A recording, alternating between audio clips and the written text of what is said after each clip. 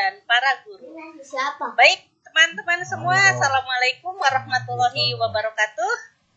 Selamat siang, salam sejahtera untuk kita semua. Alhamdulillahirabbil alamin wa bihi nasta'inu ala umuri dunya waddin wassalatu wassalamu ala asrofil anbiya'i wal mursalin wa alihi washabihi ajmain amma ba'du. Selalu setiap hari, setiap waktu kita panjatkan puji dan syukur kehadirat Allah Subhanahu wa taala yang telah memberikan nikmat iman, nikmat sehat kepada kita semua sampai hari ini, sehingga pada siang hari ini kita semua dapat berkumpul di room Teams Microsoft Teams yang diselenggarakan oleh tim APSI Pusat. Salawat serta salam semoga senantiasa tercurah limpah kepada junjungan kita Nabiullah Muhammad Sallallahu Alaihi Wasallam, kepada keluarganya, sahabat, serta umatnya hingga akhir zaman. Dan semoga semua kita nantinya akan mendapat syafaat di hari akhir. Amin, amin, Allahumma amin. Sebelumnya, tak lupa kami ucapkan terima kasih kepada yang terhormat Ketua Umum APSI Pusat, Bapak Dr. Agus Sukoco, yang selalu memfasilitasi kebutuhan kita semua pada acara yang dilaksanakan, apakah itu di setiap hari Rabu, setiap hari Jumat, ataupun pada BIMTEK dari hari Senin sampai dengan hari Jumat. Ucapan terima kasih saya juga sampaikan kepada rekan-rekan seperjuangan di tim Microsoft Office 365 ini, juga kepada para pengawas hebat Nusantara, kepala sekolah, dan juga guru. Selamat datang dan selamat bergabung di acara webinar APSI Kekinian ke-25 dengan mengusung tema transformasi digital di Satuan Pendidikan yang hari ini untuk Kabupaten Karangasem, Bali. Baiklah, sebelum kita memulai acara, nanti saya sampaikan dulu acaranya ya. Sunannya kita akan mulai pada pukul 13 ini dan akan berakhir di pukul 15. Kegiatan ini tentu saja selalu dibuka dulu oleh Ketua Umum APSI Pusat, Bapak Dr. Agus Sukoco MM. Assalamualaikum Bapak Ketua, sudah hadir? Waalaikumsalam warahmatullahi wabarakatuh. Baik, alhamdulillah. Nanti dilanjutkan dengan narasumber pertama, yaitu ada Ibu Dwi Putu Damayanti. Selamat siang, Ibu. Selamat siang, Ibu. Oke, alhamdulillah sudah bergabung. Kemudian narasumber yang kedua ada Ibu Dewa Ayu Anom Pratiwi. Halo. Halo, selamat siang. Ya, dan yang ketiga ada Ibu Ida Ayu Wayang Sugiantara. Rahajeng siang, Ibu. Rahajeng siang, Ibu. Rahajeng siang. Dan narasumber yang keempat ada Ibu Doktor Niwayan Parwati. Rahajeng siang.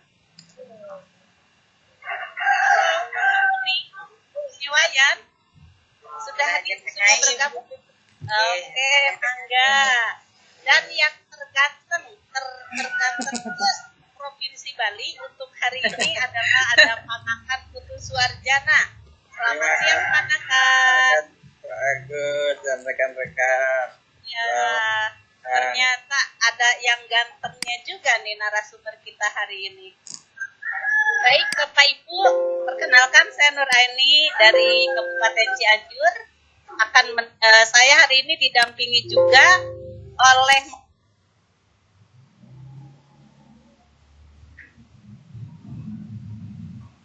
moderator cantik Ibu Dina Marta. Wilujeng siang, Ibu Dina, sudah hadirkah? Sudah, Teh. Hatur nuhun. Alhamdulillah. OTW ya, sedang di jalan ya. Hati-hati ya, Teh. Nanti Bu Dina akan memandu kegiatan ini yang akan dibantu juga oleh Pangakan ya. Pangakan siap ya untuk membantu Bu Dina. Siap, Bu. Ya. Baik, Bapak Ibu, sebelum kita mulai acara, saya akan sampaikan dulu bahwa webinar hari ini, webinar yang dilaksanakan oleh APSI Pusat ini tidak berbayar ya Bapak Ibu. Tapi jika Bapak Ibu membutuhkan sertifikat dan materi, maka Bapak Ibu masuk ke link sertifikat webinar.bimtekapsi.id. Nah, di situ Bapak mendonasikan sebesar 12.000 untuk setiap kali pertemuan. Tapi bagi yang tidak membutuhkan sertifikat, ini gratis ya Bapak Ibu. Jadi Bapak Ibu tetap saja bisa untuk mengikuti kegiatan ini. Dan Bapak Ibu seperti biasanya karena Microsoft Teams yang dipakai ini adalah live streaming, maka Bapak Ibu tidak akan terlihat fotonya. Jadi hanya mendengar suara kami saja. Kemudian untuk tanya jawab nanti akan dilakukan secara pleno ya Bapak Ibu. Jadi kita melakukan penayangan secara berturut-turut 5 orang. Selanjutnya nanti ada tanya jawab. Silahkan Bapak Ibu sambil berjalan ke narasumber yang kedua, Bapak Ibu bisa menuliskan pertanyaan di Q&A atau kalau bahasa Indonesia TNJ, tanya dan jawab. Ya, question and answer atau tanya dan jawab. Di situ ada kolomnya ya Bapak Ibu yang kotak. Jadi Bapak Ibu kalau ada apapun silahkan untuk ditanyakan kepada kami di situ. Baik Bapak Ibu, sebelum kita mulai acara ini, kita bersama-sama mengawali dengan doa menurut kepercayaan dan keyakinan masing-masing. Berdoa dimulai.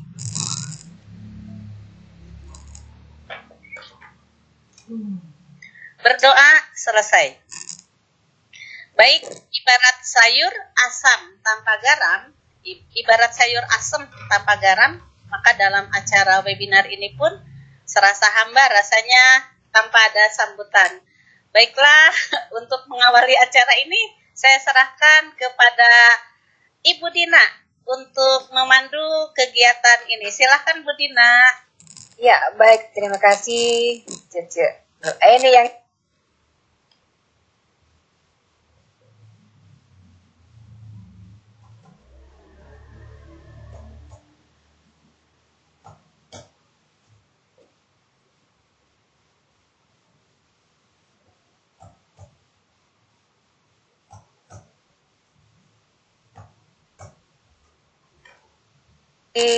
Cece. Ini yang cantik dan luar biasa. Selamat siang semuanya. Assalamualaikum warahmatullahi wabarakatuh. Perkenalkan, saya Dina Firdauswati dalam keseharian saya sebagai tugas di Provinsi Jawa Barat, khususnya di Kabupaten Bogor, sebagai pengawas SMK. Hari ini hari yang luar biasa buat saya khususnya, tentunya untuk teman-teman semua peserta webinar APSI Kekinian ke-25. Karena hari ini, saat pertemuan virtual ini, kita punya keluarga baru, khususnya dari Kabupaten Karangasem, Bali. Luar biasa. Ini tentu peran serta Pak Agus Sukoso yang luar biasa ini Pak, bisa menghimpun kami, bersilaturahmi, sehingga rasanya kita makin banyak saudara Pak. Ternyata ya, pengawas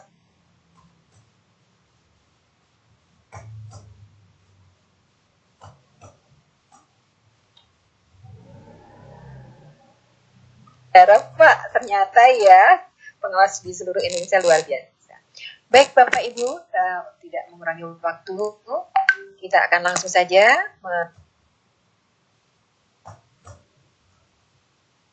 mendengarkan sambutan dari Bapak Ketua APSI Pusat, Bapak Dr. Agus Sukoso MM. Kami persilakan Bapak. Baik, terima kasih. Assalamualaikum warahmatullahi wabarakatuh. Om Swastiastu. Yang saya hormati Pak Ngakan, ini pengawas dari Karangasem, tim APSI. Ada Ibu Nur yang sebagai koordinator webinar kita, Pak Toyib ini sebagai tim untuk kegiatan webinar kita, Pak Pangarso sebagai pilot kegiatan kita ini yang mengumandani ya Bapak Ibu. Alhamdulillah sehingga acara kita ini bisa berjalan dengan baik. Kemudian ada narasumber Ibu Dina sebagai moderator hari ini. Terima kasih Bu Dina. Kemudian ada narasumber kita yang hebat-hebat ini, ada Ibu Guru, ada ada Ibu Kepala Sekolah, ada Ibu Pengawas Sekolah ya. Pengawasnya Pak Ngakan ya. Ada Ibu Guru, ada Ibu Kepala Sekolah, ada Ibu Niputu Damayanti. Apa kabar Bu Niputu? Sehat ya. Ada Ibu Ida Ayu. ada Ibu Ni Wayan Parwati, ada Ibu Dewa Ayu, pokoknya ayu semua ya kalau dari Bali. Kecuali Pak Ngakan yang paling gak ayu ya, ganteng tapi. Baik, dan juga tim aksi pusat yang luar biasa. Alhamdulillah Bapak Ibu, siang ini kita terus akan menggelorakan ya, terus akan mensosialisasikan, apalah mungkin semacam mengibarkan juga akan terus berbagi begitu ya, untuk belajar ya, jadi belajar untuk berbagi. Hari ini kita tiba ada di Karangasem, Bali ya, secara virtual ya. Suatu saat kita tentu ingin yang tidak virtual ya, yang benar-benar ya ke sana ya. Baik, mengapa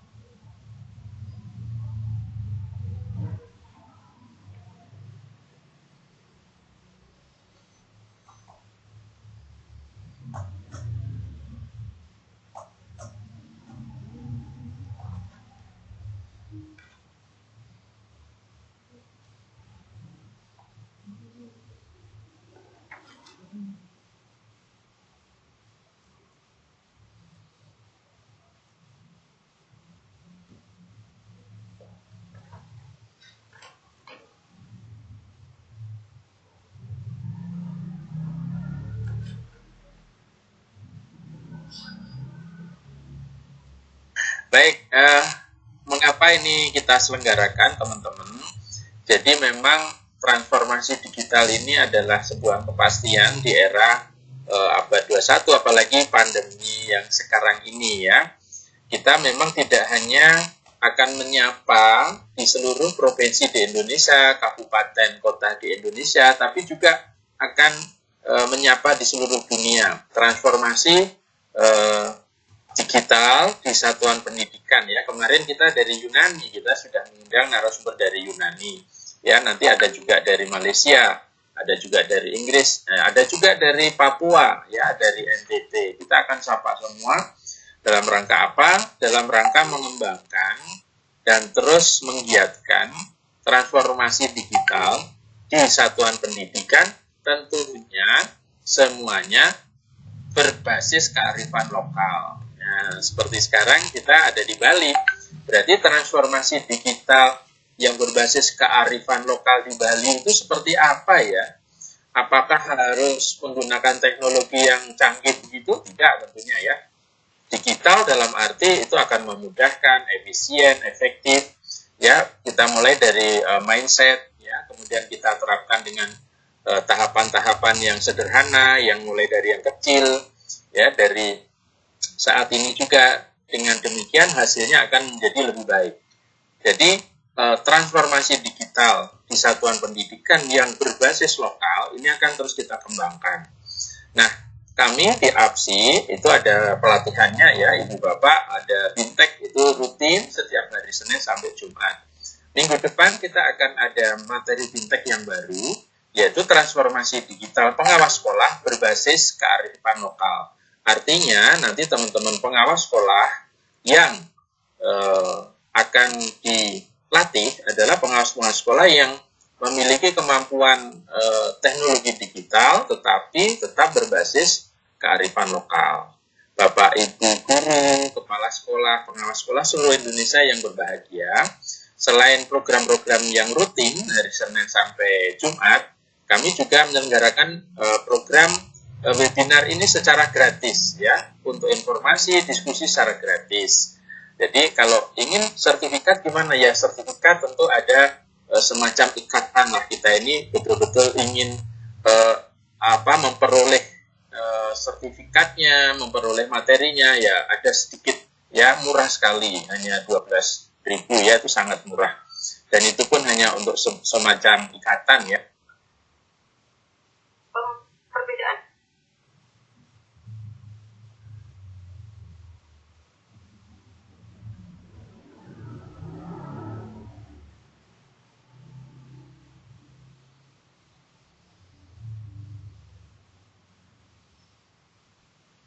dan itu pun hanya untuk semacam ikatan ya, tapi prinsipnya adalah informasi diskusi kita adalah gratis. Setiap hari Kamis kita juga menyelenggarakan acara pengawas sekolah ya, khusus pengawas sekolah ya, baru pengawas sekolah. Itu aspirasi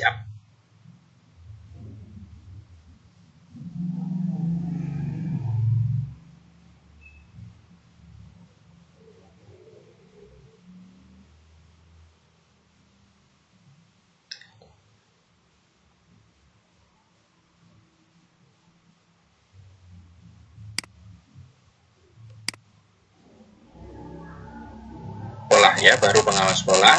Itu aspirasi apa saja, kemudian diskusi mengenai apa saja tentang pengawas sekolah, juga konsultasi apa saja yang tentu berkaitan dengan tugas pokok. Itu setiap hari Kamis ya, mulai pukul 10. Itu juga free, Bapak Ibu bebas kita diskusi, kita ngobrol yang kaitan dengan tugas, masalah-masalah yang ada di sekolah kita ya, mungkin ada teman-teman yang berbagi solusi dan seterusnya ya. Itu hari Kamis. Nah, hari Jumat kita punya program forum ilmiah ya, itu setiap Jumat pukul 13. Nah, itu adalah memberi wadah kepada pengawas-pengawas sekolah yang punya karya ya, yang sudah punya kreativitas, punya inovasi. Ayo, itu karyanya dibagi, karyanya dipresentasikan, karyanya di-share supaya teman-teman yang lain bisa memberi masukan ya, teman-teman yang lain bisa terinspirasi dari karya-karya yang sudah kita buat ya selama pandemi ya. Baik, jadi selamat melaksanakan webinar Aksi Kekinian 25. Terima kasih kepada semua pihak ini ya, tim Aksi yang luar biasa, narasumber hebat, dan juga Bapak Ibu peserta yang juga terus setia kita berbagi, belajar. Suatu saat kita akan menyapa daerah Bapak Ibu ya, siap-siap saja. Bu Nur, kita punya jadwal yang sangat ketat ya. Ada Bantul, nanti ada dari Malang ya, dari Papua, dari NTT, semuanya akan kita sapa dalam rangka transformasi digital berbasis lokal ya, berbasis kearifan lokal. Sehingga nanti potensi-potensi itu akan berkembang dan itu bermanfaat tentunya untuk anak-anak kita ya. Sekali lagi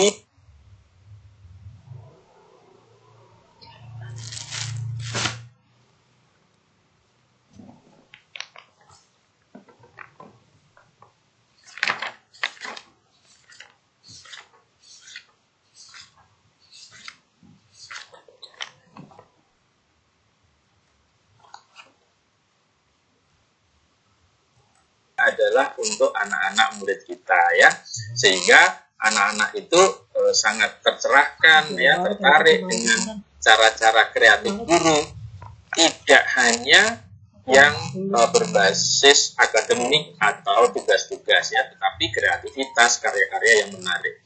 Nah, itu bisa dilakukan dengan cara seperti ini ya, kita bertemu ya, kita berbagi, kita sambil saling belajar. Seperti itu tujuan kami.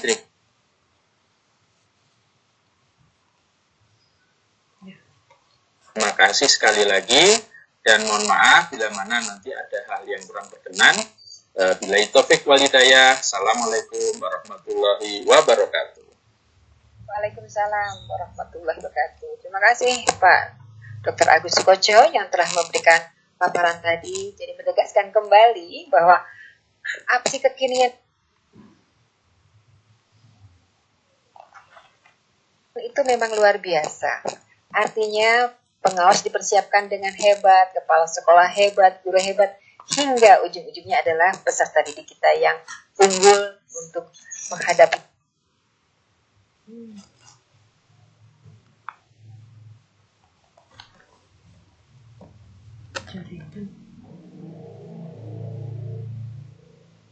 tantangan ke depan. Itu tujuannya ya Pak Agus ya. Ya, terima kasih Pak Agus. Ya, berikutnya nanti kita akan bertemu dengan 5 orang narasumber yang luar biasa, yang tadi sudah dikatakan semuanya cantik-cantik, hanya satu yang ganteng gitu ya. Dan itu kita simpan di akhir pertemuan sore ini nanti. Kita mulai sekarang dengan narasumber kita.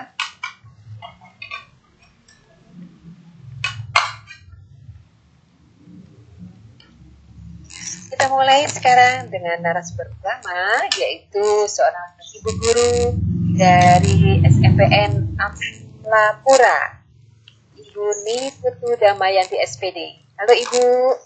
Ya. Ibu Niputu.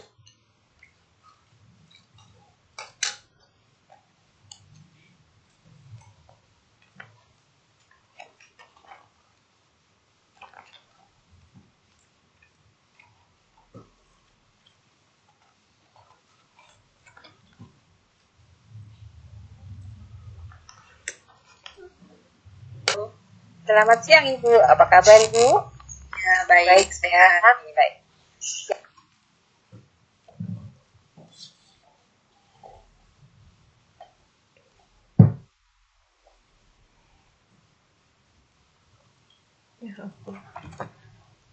Ibu, biodata Ibu. Nama narasumber kita yang pertama adalah Ibu Niputu Damayanti SPD. Beliau lahir di Gianyar tanggal 31 Januari. Jabatan Guru IPA dan Kepala Lab SMPN Amlapura di SMPN Amlapura. Dan ternyata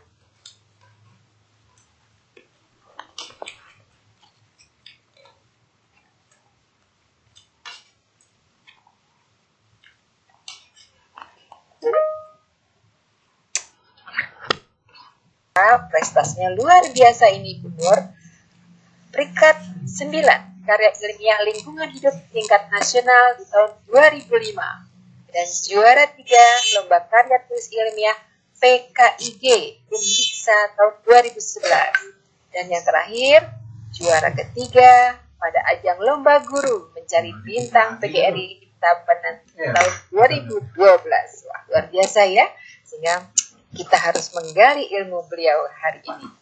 Ya, Ibu Tudamayanti, silakan Ibu, waktu Ibu 12 menit ya untuk menyampaikan materinya. Silakan Ibu. Ya, terima kasih Bu Dina. Assalamualaikum warahmatullahi wabarakatuh. Om Swastiastu, salam sejahtera untuk kita semua. Mohon izin Bapak Ibu, saya akan share PPT saya. Ngomong gitu. Om Swastiastu. Iya, artinya orang nasionalis sih yang Islam dia kan ngucapin juga. Yang awam mah. Apakah sudah terlihat Bapak Ibu? Belum. Terlihat Bu, terlihat Sudah. dengan jelas. Tinggal slideshow aja. Ya. Baiklah, mohon izin Bapak Ibu untuk menyampaikan apa yang telah saya lakukan terkait tentang transformasi digital di SMP Negeri 1 Amlapura. Di awal semester 1 di tahun pelajaran 2020-2021, kita itu masih menghadapi pandemi COVID-19 yang tentu saja kejadian ini mengharuskan guru untuk survive di tengah masa pandemi. Jadi guru dituntut untuk kreatif di dalam bagaimana ia mengemas proses pembelajarannya sehingga tidak monoton dan tidak membosankan dan tentu saja dapat diterima oleh peserta didiknya. Dalam masa pandemi COVID-19 ini banyak permasalahan yang muncul yang saya hadapi sebagai guru IPA di SMP Negeri 1 Amlapura terkait dengan perasaan bosan dari peserta didik saya dengan tugas-tugas yang begitu banyaknya yang dijejali di dalam proses pembelajarannya. Kegiatan belajar di rumah yang kemudian jauh dari pengawasan guru sebagai seorang pendidik, kadang membuat peserta didik ini menjadi kurang mampu untuk mengomunikasikan pemikirannya dalam kata-kata atau ketikan berupa chat WA, kemudian chat SMS, di mana apa yang mereka sampaikan itu terkadang tidak sesuai dengan kaidah atau norma yang berlaku. Kemudian kadang juga mereka berbicara tanpa etika yang baik. Dalam PJJ ini kita ketahui juga bahwa sangat penting peran teknologi untuk mencapai tujuan pembelajaran. Teknologi yang kita gunakan ini pun harus menyesuaikan dengan konten dan pedagogik yang dilakukan oleh guru. Nah, yang dilakukan kebanyakan yaitu menggunakan WA, kemudian PowerPoint, kemudian aplikasi YouTube, Games, yang kemudian hal ini dapat meningkatkan minat dari peserta didik. Pedagogi guru juga penting di dalam mengolah kelas pembelajaran dan pemilihan konten-konten yang tepat. Terkait dengan program Merdeka Belajar dari Kemendikbud, bahwa proses pembelajaran itu menginginkan pembelajaran yang merdeka. Nah, TIPEK di sini yaitu mampu menciptakan yang disebut dengan suasana merdeka, di mana belajar itu akan membahagiakan pembelajaran berorientasi kepada peserta didik. Selain itu, untuk menumbuhkan karakter peserta didik dalam berkata, berpikir, dan berbuat yang baik, maka perlu dimasukkan kearifan lokal. Dalam hal ini, dipilihlah Trikaya Parisuda yang sesuai. Nah, permasalahan itu apakah TIPEK berkearifan lokal ini dapat mendongkrak minat dan sikap belajar peserta didik. Tujuannya adalah sama, yaitu untuk mengetahui bagaimana TIPEK dengan kearifan lokal dapat mendongkrak minat dan sikap belajar peserta didik. Kemudian bagaimana manfaatnya bagi peserta didik adalah sebagai solusi terhadap permasalahan kurangnya minat dan sikap belajar. Bagi guru, sebagai alternatif pembelajaran di tengah pandemi COVID-19 yang mampu mendongkrak minat dan sikap belajar siswa peserta didik. Kemudian bagi lembaga, sebagai bahan masukan dalam upaya meningkatkan kualitas dan mutu pendidikan di sekolah. Beberapa referensi dalam karya saya ini adalah tentang TIPEK, kemudian bagaimana kearifan lokal, di mana Trikaya Parisuda itu terdiri dari Wacike Parisuda, Kaike Parisuda, dan Manacike Parisuda. Nah, hasil yang didapat dalam kegiatan ini yaitu ketika respon atau minat siswa yang terintegrasi TIPEK berorientasi kearifan lokal Trikaya Parisuda itu, bahwa respon aktif itu menunjukkan 23 orang dan respon kurang 9 orang. Sedangkan sikap peserta didik dilihat dari diagram berikut. Ada 1 dan 2, 3, 4, 5, dan 6 untuk masing-masing kriteria pada sikap peserta didik yang masih menampilkan kurang baik. Nah, di dalam proses pembelajaran ini, bahwa yang pertama yang saya lakukan ketika pengintegrasian TIPEK berorientasi lokal budaya atau Trikaya Parisuda ini, yang pertama adalah merancang RPP yang sesuai dengan TIPEK, kemudian mengkoordinasikan RPP tersebut dengan kepala sekolah serta wakaf kurikulum dan guru kelas. Saya menyiapkan instrumen terkait seperti artikel, PowerPoint, dan video, kemudian menggunakan WA Group, kemudian Google Classroom, men-share link atau kode kelas saya kepada siswa sehingga siswa tersebut bisa masuk ke dalam kelas yang saya ampu, kemudian menggunakan materi saya yang saya share di blog, kemudian ada beberapa konten video yang saya share juga di YouTube. Dalam pemanfaatan teknologi ini juga memanfaatkan Google Form ketika melaksanakan penilaian harian, PTS, dan penilaian akhir semester.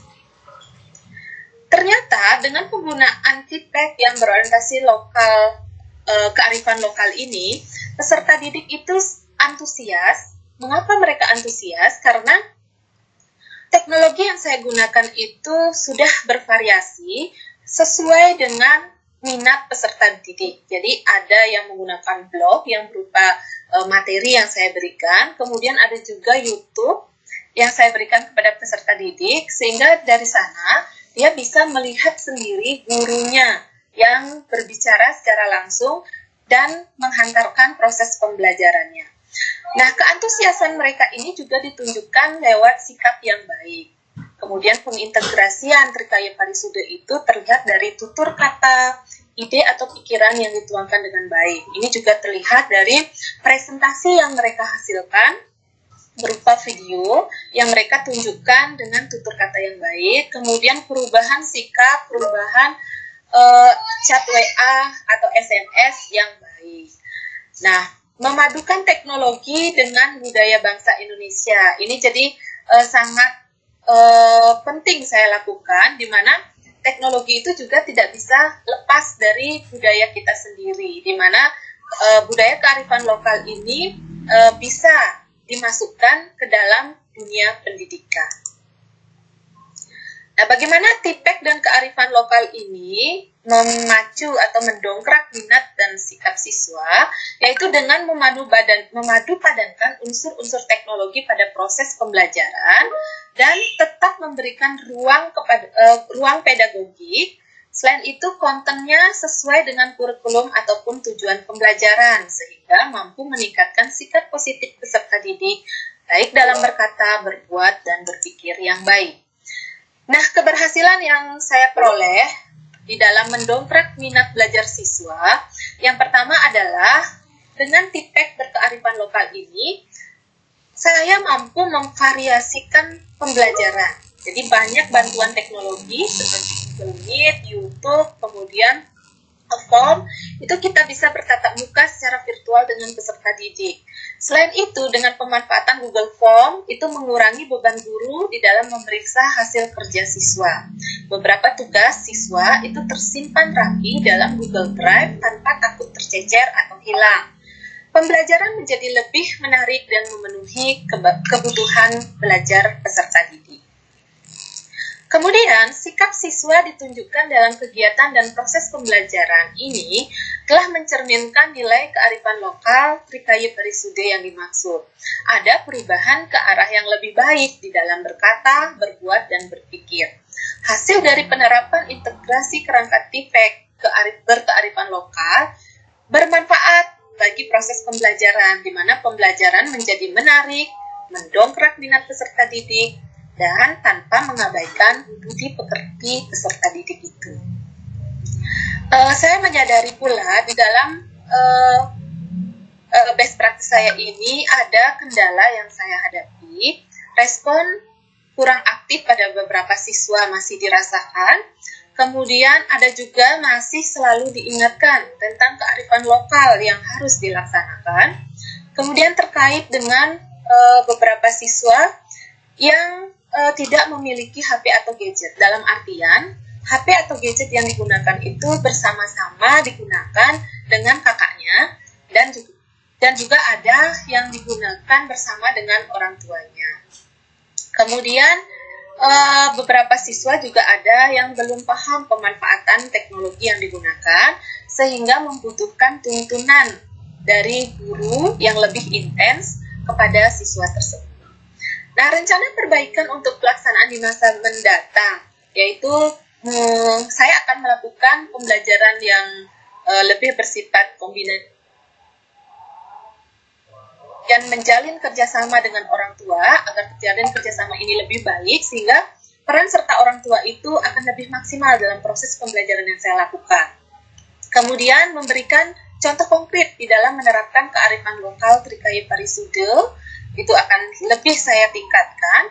Kemudian meningkatkan kemampuan saya sebagai guru dalam bidang teknologi dan inovasi pembelajaran untuk tetap dapat meningkatkan minat belajar siswa. Nah, untuk kesimpulan bahwa TIPEK kearifan lokal ini dapat mendongkrak minat dan sikap peserta didik, dan yang dapat saya sarankan hal ini bisa diterapkan pada jenjang peserta didik yang berbeda, dapat dilanjutkan pula pada materi IPA atau materi lainnya di kelas 7, 8, atau 9, serta sekolah dapat membantu guru dalam menyediakan sarana dan prasarana yang lebih baik demi menunjang kualitas pendidikan yang lebih baik. Demikian yang bisa saya paparkan. Ibu Dina, terima kasih. Keren, kita sampai terperangan ya Bu Dina. Luar biasa, materinya keren. Ternyata betul ya, dengan kearifan lokal itu luar biasa. Sangat menarik. Baik, terima kasih Ibu. Nanti siap-siap, ini tentunya akan banyak pertanyaan dari peserta webinar kali ini ya. Baik Bapak Ibu, kita lanjutkan. Kita melanjut ke narasumber yang kedua, yaitu seorang ibu kepala sekolah yang cantik, Ibu Dewa Ayu Anom Pratiwi, SPD AUD. Beliau lahir di Tabanan tanggal 11 September. Selamat siang Ibu Dewa Ayu, sudah siapkah hari ini? Siap ya? Ya, beliau adalah menjadi kepala sekolah di TK Negeri Pembina Karangasem. Ya, dalam kesehariannya seorang kepala sekolah. Dan penghargaan atau prestasi yang pernah diraih oleh Ibu Dewa adalah juara ketiga guru berprestasi tingkat nasional. Dan yang kedua, peraih penghargaan Widya Kusuma sebagai tokoh pendidikan dari Gubernur Bali tahun 2019. Wah, luar biasa ya. Sedangkan Ibu Dewa, kami akan menunggu ilmu dari Ibu nih, karena kita harus juga mengimbangi dengan transformasi digital setelah Ibu ya. Silakan Ibu. Waktu 12 menit. Baik, terima kasih Bu Dina. Wah, kalau dibilang kalau dibilang memberikan ilmu, jangan dulu ya Bu ya. Mungkin berbagi praktik baik aja yang sudah saya lakukan. Sebelumnya terima kasih Bapak Ketua APSI, Bapak pengawas saya Pak Akan yang selalu memberikan kesempatan kepada saya untuk tampil, Bu Dina, Ibu Nur, dan semua yang hadir hari ini, serta peserta yang belum terlihat wajahnya, tapi saya tahu pasti banyak yang hadir di sini ya. Om Swastiastu. Assalamualaikum warahmatullahi wabarakatuh. Salam sejahtera bagi kita semua. Namo Buddhaya. Jadi sebelumnya izinkan saya untuk share screen untuk sedikit bercerita pengalaman-pengalaman yang sudah saya lakukan di masa pandemi ini di TK Negeri Pembina Karangasem.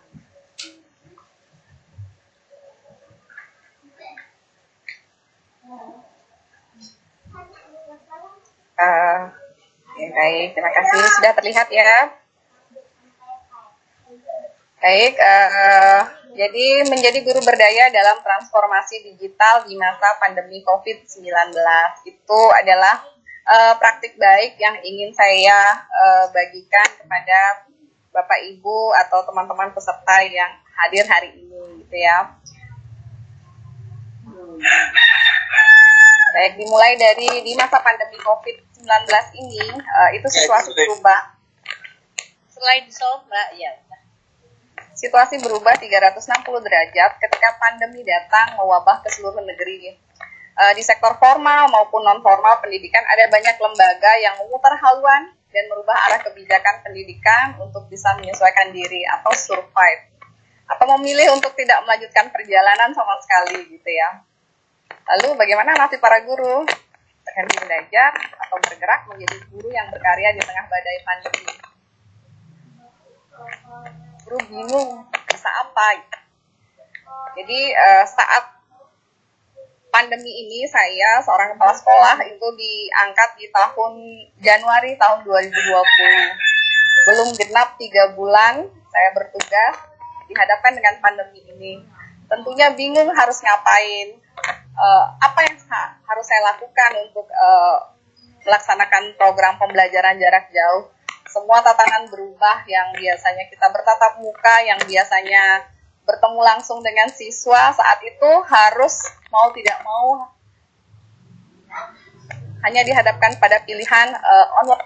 Jadi saya memilih, saya harus survive, saya harus berjuang, harus melakukan sesuatu yang menyingsingkan lengan baju, menjadi guru yang berdaya. Guru harus berdaya, itulah pilihan saya. Berdaya, bergerak, dan bermakna adalah 3 kunci guru merdeka belajar untuk sukses dalam mencapai tujuan pembelajarannya bersama murid. Kalau tidak berdaya, negeri ini akan kehilangan ruhnya. Guru sebagai pendidik dan menjadi garda terdepan dalam mencerdaskan kehidupan anak bangsa akan kehilangan semangatnya jika memilih untuk tidak berdaya. Ada jalan lain selain tetap menyadari akan cita-cita luhur sebagai guru.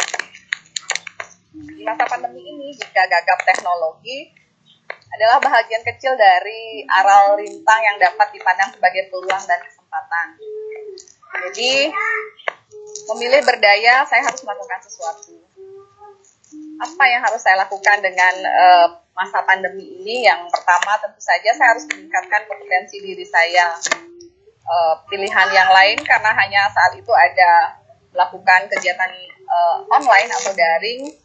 Pertama ya harus meningkatkan kompetensi mulai dari kemampuan akan teknologi, kemampuan akan IT. Jadi saat itu sebelum saya memberikan tugas kepada guru-guru, ya saya sebagai kepala sekolah, sebagai seorang pimpinan, sayalah yang harus belajar. Saya nggak malu untuk belajar, saya tidak malu untuk banyak bertanya. Sering mungkin ya saat itu telepon Pak Ngakan malam-malam jam 11, hanya untuk bertanya, Pak gimana nih gitu.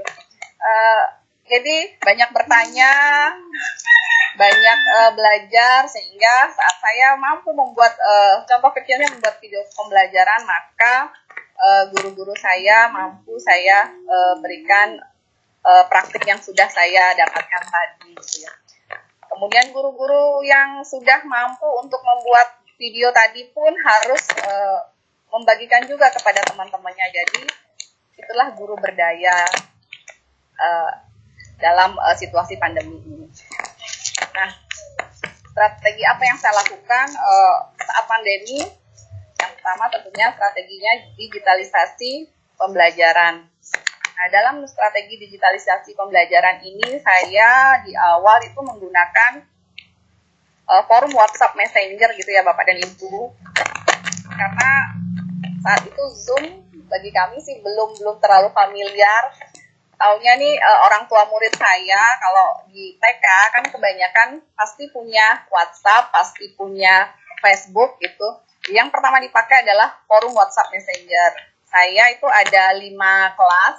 Jadi setiap kelas menggunakan forum WhatsApp Messenger karena di sana maksimal sampai 50 orang peserta ya yang bisa kita lakukan di sana. Nah, seiring berkembangnya waktu ternyata mengenal lagi yang namanya Google Meet. Kita coba lagi ke sana, gimana kalau pakai Google Meet? Coba lagi menggunakan Google Meet saat mengajar. Nah, setelah Google Meet, coba lagi dengan Zoom. Nah, saat itu Zoom-nya berbayar nih, kalau dengan waktu 40 menit sepertinya kami nggak cukup untuk menggunakan itu. Ya, browsing lagi nih, dasar gurunya memang pejuang banget. Searching di Shopee, wah ini ada paket Zoom dengan harga 56.000. Oke, kita pakai untuk buat kelas inspirasi. Nah, seperti itu yang kita lakukan saat digitalisasi saat pandemi ini. Bagaimana dengan murid-murid atau siswa-siswa yang tidak memiliki akses internet atau HP Android? Kami juga menyiapkan pembelajaran luring atau luar jaringan, tetapi dari hasil pemetaan itu tidak banyak anak-anak kami yang tidak memiliki itu. Hanya yang menjadi kendalanya waktu itu adalah orang tua yang bekerja, karena anak-anak TK, anak-anak usia dini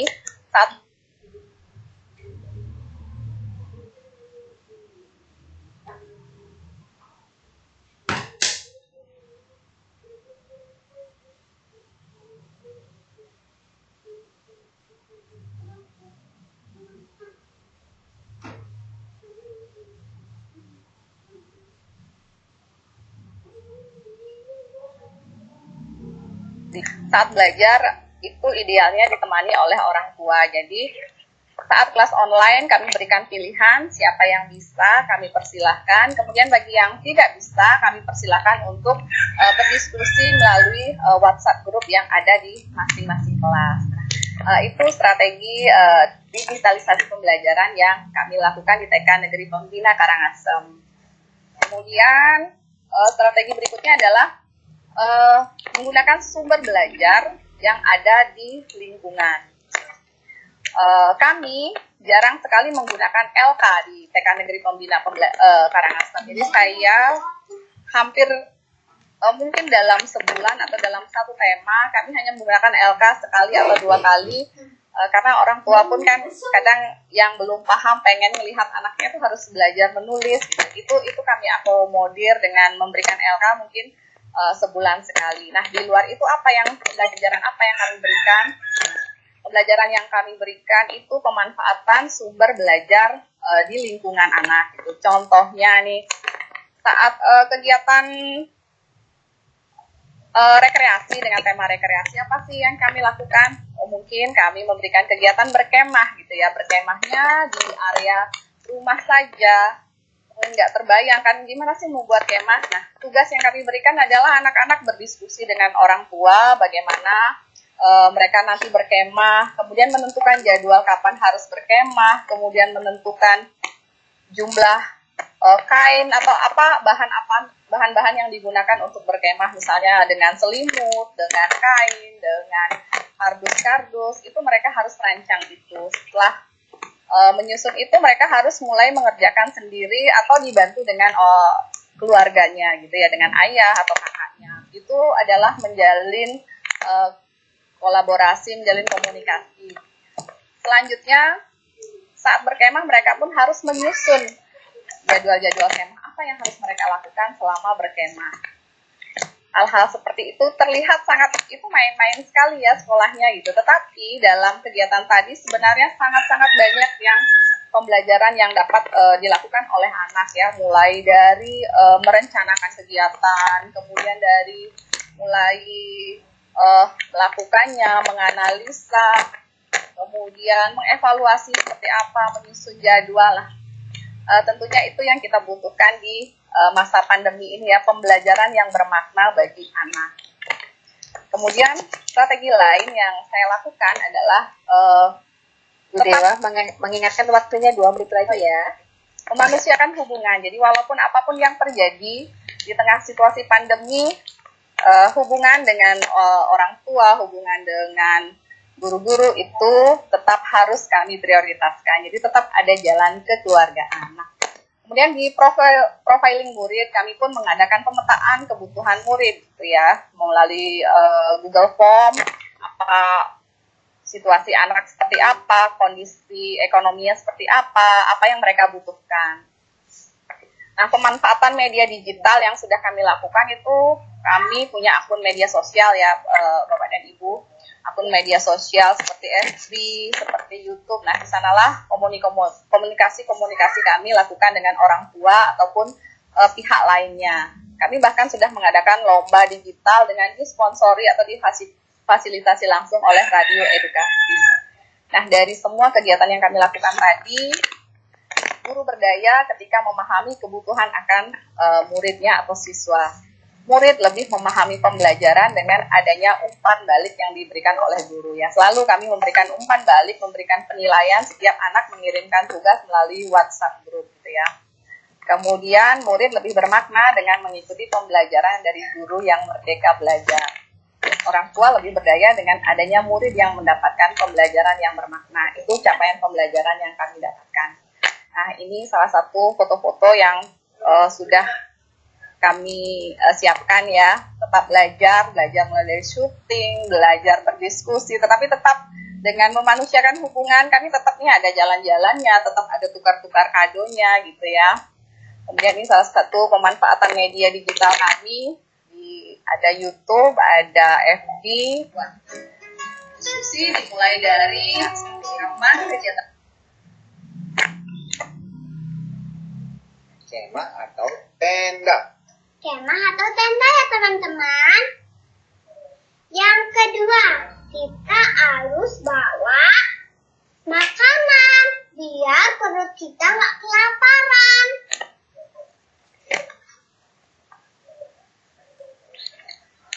Yang ketiga, kita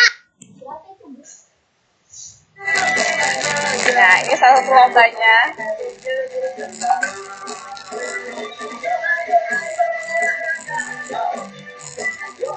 Oke, dan ini salah satu anak kami yang langsung bereksplorasi menghitung bulu ayam. guru Om Tetes teman. Baik, terima kasih. Demikian yang dapat saya sampaikan. Ya. Baik, terima kasih Bu Dewa, ternyata luar biasa tadi, sangat kreatif ya ternyata untuk kepala sekolah kita satu ini. Terima kasih Bu Dewa. Nanti siap-siapnya juga banyak pertanyaan dari teman-teman peserta di rumahnya. Berikutnya kita undang narasumber ketiga, yaitu Ibu Ida Ayu Wayan Sugiantari, SPD MPD. Selamat siang Ibu. Selamat siang Ibu. Ya, selamat siang. Baik, biodata beliau lahir di Culik 29 April. Kemudian beliau adalah kepala sekolah di SDN 1 Selumbang. Dan prestasi yang pernah diraihnya adalah pemakalah Best Practice Terbaik Diskriminasi LPMP di tahun 2020. Kemudian 5 buku pilihan sayembara buku puisi di Hari Puisi Indonesia di tahun 2020. Dan juara kedua Lomba Mesa Tua Bulan Bahasa Bali di 2021. Luar biasa. Tanpa mengurangi rasa hormat kami, silakan kepada Ibu Ida Ayu untuk memulai untuk presentasinya, Bu. 12 menit ya, Bu. Iya. Terima kasih banyak atas kesempatan yang diberikan kepada saya. Mohon izin saya untuk share screen, Bu.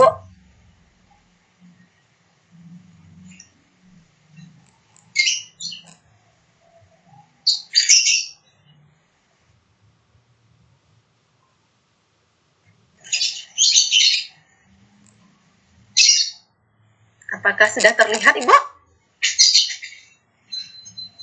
Sudah, Bu. Silakan. Tinggal slide show. Ya. Jadi terima kasih atas kesempatan yang diberikan kepada saya. Perkenalkan, saya Ida Ayu Wayan Sugiantari, SPD MPD, Kepala Sekolah SD Negeri 1 Selumbung, Kecamatan Manggis, Kabupaten Karangasem. Yang terhormat Bapak Ketua APSI Pusat, Bapak Ibu Pengawas yang saya hormati, Bapak Ibu Kepala Sekolah, dan rekan-rekan peserta webinar yang saya banggakan.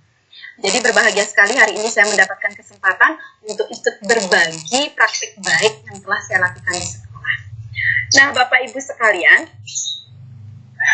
jadi terkait dengan tema webinar kita pada hari ini, yaitu transformasi digital di satuan pendidikan, maka paparan yang ingin saya sampaikan pada hari ini adalah tentang menghidupkan literasi di tengah pandemi melalui pemanfaatan literasi cloud.org. Nah, Bapak Ibu yang saya hormati, jadi kita ketahui bersama bahwa pandemi COVID-19 telah mengubah paradigma dan berbagai arah kebijakan pendidikan di Indonesia. Salah satunya adalah mengubah pola pembelajaran tatap muka menjadi pembelajaran jarak jauh, baik itu daring maupun luring. Nah, hal ini tidak hanya mengubah pola pembelajaran di kelas saja, tetapi juga memengaruhi keterlaksanaan beberapa program sekolah. Di antaranya adalah menghambat keterlaksanaan program sekolah termasuk gerakan literasi sekolah. Nah, saya meyakini bahwa seluruh sekolah di Indonesia sudah melaksanakan program gerakan literasi sekolah, walaupun kemasannya masih dalam bentuk yang paling sederhana, misalnya kegiatan pembiasaan membaca 15 menit sebelum hari pembelajaran dimulai, atau sudah sampai pada pengintegrasian literasi dalam pembelajaran.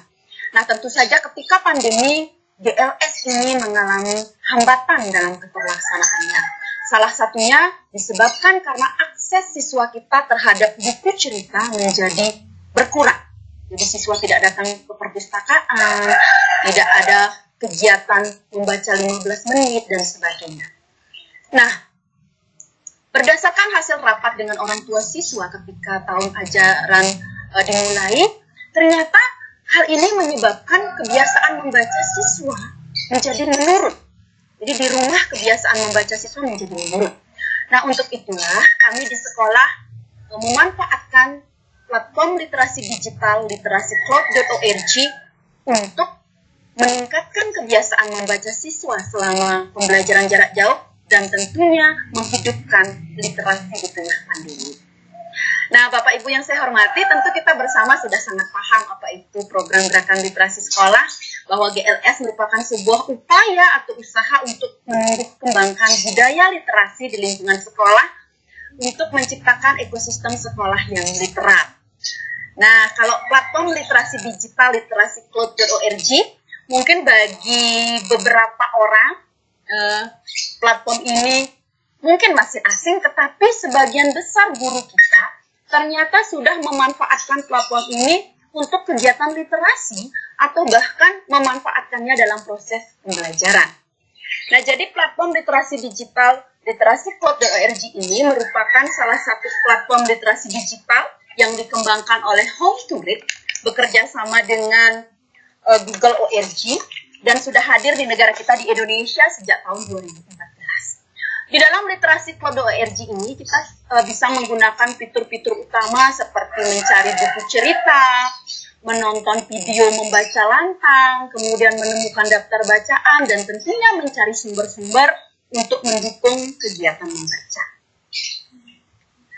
Kebiasaan membaca merupakan sebuah sikap atau tindakan atau perbuatan untuk membaca yang dilakukan secara teratur dan berkelanjutan. Nah, di sini indikator kebiasaan membaca yang bisa ditunjukkan oleh anak itu adalah frekuensi membaca, durasi atau intensitasnya membaca, minat, tujuan, dan koleksi bacaan yang dia miliki. Nah, ini merupakan tampilan literasi.org. Jadi literasi.org ini bisa kita buka pada handphone atau komputer atau desktop Bapak Ibu. Nah, ini tampilannya Bapak Ibu. Secara sederhana tampilan literasi cloud adalah seperti ini. Platform ini bisa kita buka dengan atau tanpa memiliki akun.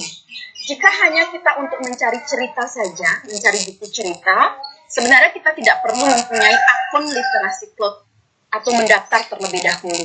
Tetapi saya sarankan kepada Bapak Ibu guru yang ingin menggunakan platform ini membuat akun terlebih dahulu, karena dengan memiliki akun kita bisa mencari sumber bacaan yang lebih beragam, kemudian kita bisa mencari contoh-contoh video membaca lantang, dan sebagainya. Bapak Ibu, jadi untuk membuka literasi.org ini sebenarnya yang pertama harus kita miliki adalah koneksi internet, dan untuk membukanya sangat-sangat mudah. Nanti jika ada waktu, mungkin kita bisa mencoba bersama bagaimana mencari literasi cloud di handphone atau komputer Bapak Ibu. Nah, jadi kegiatan ini saya laksanakan di sekolah saya di SD Negeri 1 Slumbung, kemudian dengan subjeknya siswa SD Negeri 1 Slumbung, kemudian saya juga sudah menyiapkan instrumen untuk mengukur bagaimana nanti peningkatan kebiasaan membaca pada siswa kami.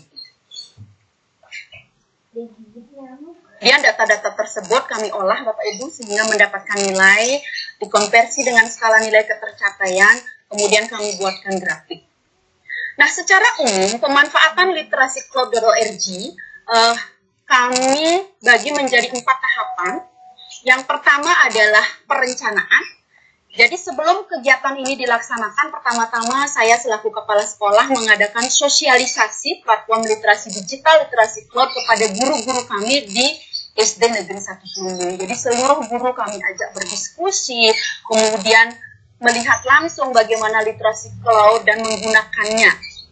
Lalu kami juga menyiapkan jurnal membaca. Nah, jurnal membaca ini merupakan sebuah tagihan atau bisa menjadi sebuah refleksi untuk siswa menuliskan hasil kegiatan mereka setelah menggunakan literasi cloud. Kemudian tahapan yang kedua adalah ada kegiatan implementasi. Jadi setelah guru-guru memahami apa itu literasi cloud, kami mengadakan sosialisasi terlebih dahulu kepada siswa dan orang tuanya. Mengapa orang tua juga perlu diberikan sosialisasi? Karena orang tua lah yang nanti akan mendampingi siswa dalam memanfaatkan literasi cloud. Sosialisasi ini kami lakukan melalui WA group kelas yang sudah kami miliki di setiap kelas. Kemudian, setelah orang tua siswa dan siswa paham cara menggunakan literasi cloud, kami meminta siswa membaca cerita yang ada di literasi cloud secara mandiri atau didampingi orang tua. Jadi setiap hari ada instruksi dari guru-guru di masing-masing kelas untuk siswa untuk mencari cerita yang ia sukai di literasi cloud. Kemudian untuk melihat apakah pemanfaatan literasi cloud.org ini mampu atau tidak meningkatkan kebiasaan membaca siswa kami meminta siswa untuk mengisi instrumen dan kami melakukan analisis data. Selanjutnya pada tahap refleksi atau tindak lanjut, kami menganalisa kelebihan dan kekurangan program dan tentunya melakukan perbaikan program. Nah, Bapak Ibu yang saya hormati, di sini ternyata setelah dilakukan pemanfaatan literasi cloud, setelah anak-anak mencoba menggunakan literasi cloud di rumah, ternyata terjadi peningkatan kebiasaan membaca siswa yang sangat signifikan. Nah, jadi berdasarkan indikator capaian, kami bisa menyimpulkan bahwa terjadi peningkatan kebiasaan membaca terhadap siswa. Nah, ini adalah hasil bahwa terjadi peningkatan kebiasaan membaca siswa selama PJJ, dan ada hasil lain yang di luar perkiraan kami bahwa ternyata pemanfaatan literasi cloud.org ini mampu menghidupkan kegiatan literasi selama pandemi di sekolah maupun di rumah. Mengapa di rumah? Karena orang tua ternyata sangat aktif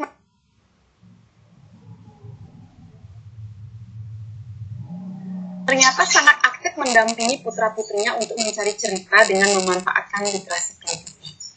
Nah, dalam pelaksanaannya tentu saja kegiatan ini mengalami beberapa hambatan. Yang pertama adalah akses internet. Nah, jadi karena literasi cloud ini dibuka, syarat yang pertama harus ada koneksi internet.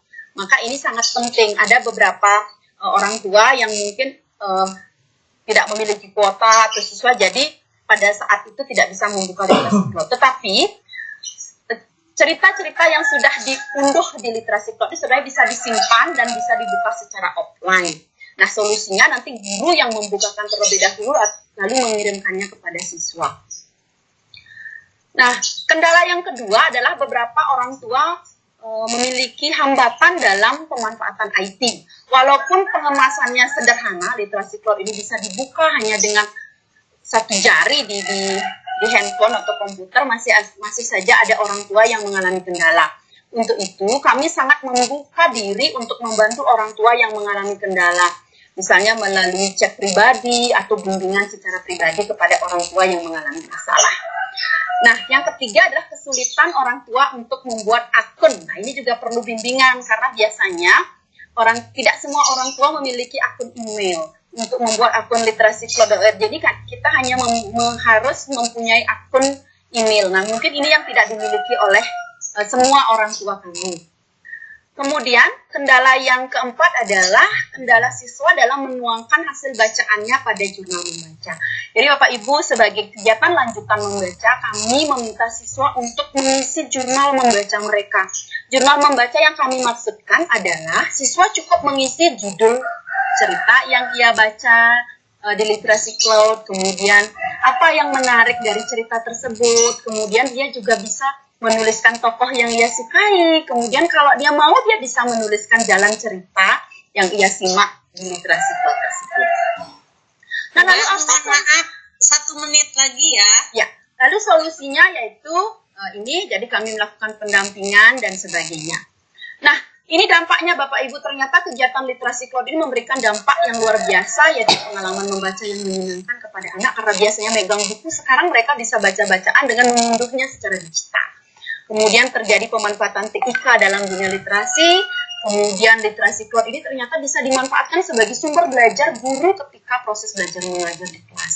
Kemudian terjadi pengembangan literasi keluarga di mana orang tua ternyata ikut membaca bersama anaknya. Dan kegiatan ini telah mampu menginspirasi guru-guru di luar sekolah kami untuk ikut memanfaatkan literasi cloud untuk mempermudah akses bahan bacaan anak. Nah, tindak lanjut, kami akan mengadakan kegiatan ini secara wajib dan berkesinambungan. Kemudian ada kegiatan membaca lantang, pembuatan video siswa membaca cerita, dan kegiatan lanjutan menulis kreatif. Nah, ini dukungan yang kami perlukan itu adalah dukungan dari semua pihak dan tentunya sarana dan prasarana yang memadai. Nah, seperti yang kami sampaikan bahwa ternyata literasi cloud ini sudah mampu meningkatkan kebiasaan membaca siswa kami. Nah, Bapak Ibu yang berkenan, jika ingin melihat secara lengkap kegiatan, bagaimana pelaksanaan kegiatan pemanfaatan literasi cloud, silahkan bertanam di akun YouTube saya, Yayu Sugiantari. Di sana sudah ada secara gamblang bagaimana rangkaian kegiatan tersebut dari persiapan sampai hasil yang ditunjukkan oleh anak-anak kami. Ya. Yang dapat saya sampaikan. Baik. Terima kasih Ibu Ida Ayu, luar biasa. Tadi kita kenalan dengan literasi cloud ya. Ya, nanti saya mau belajar juga di Ibu nih.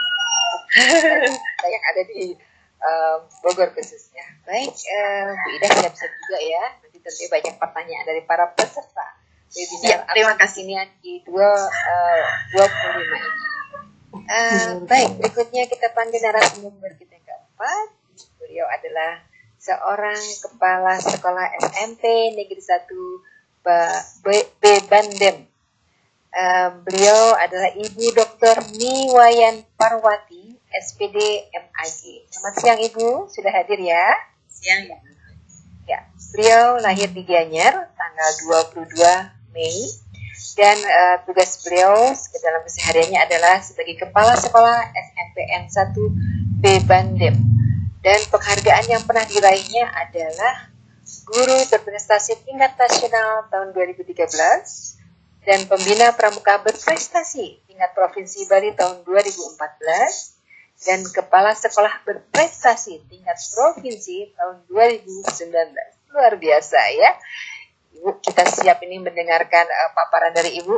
Tentunya dengan senang hati tentu Ibu akan membagi ilmu pada kami semuanya. Silakan Ibu. Dan ingat ya Bu, waktunya cukup 12 menit saja. Itu kata Bu Nur titipannya. Terima kasih kepada Bu Ina atas waktu yang diberikan. Sebelumnya saya akan share screen dulu ya Ibu ya.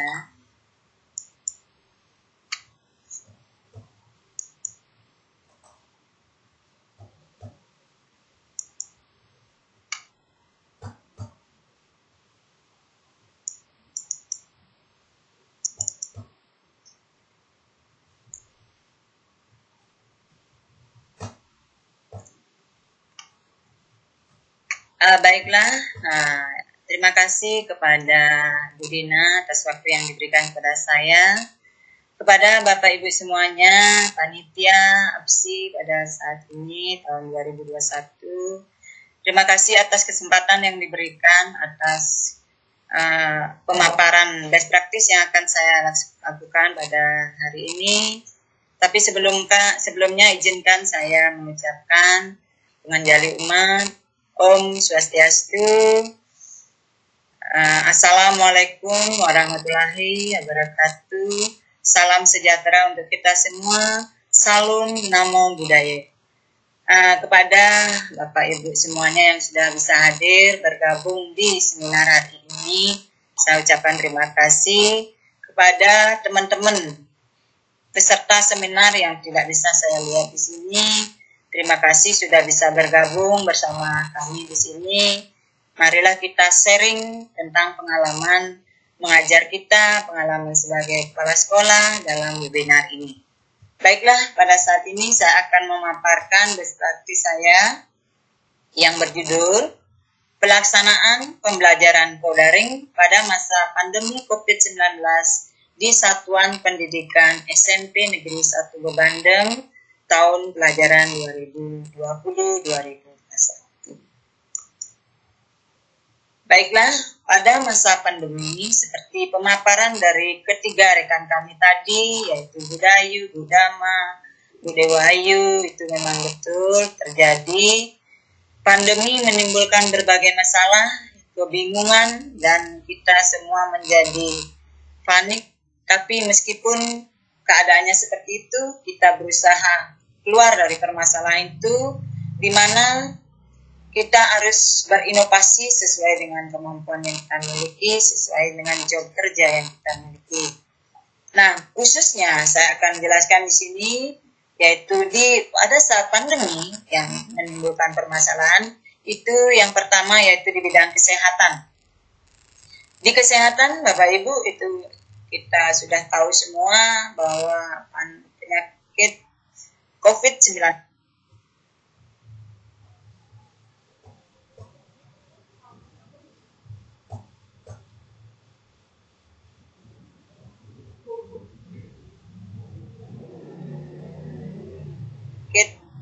COVID-19 ini sangat berbahaya.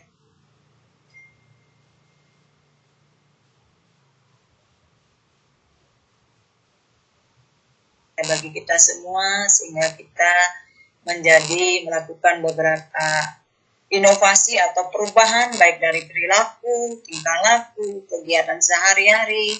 Nah, ini saya contohkan di kesehatan. Ini jelas sekali dulu petugas kesehatan tidak pernah menggunakan APD, facial dan sebagainya. Sekarang mereka harus menggunakan alat tersebut sehingga biar terhindar dari permasalahan yang ada.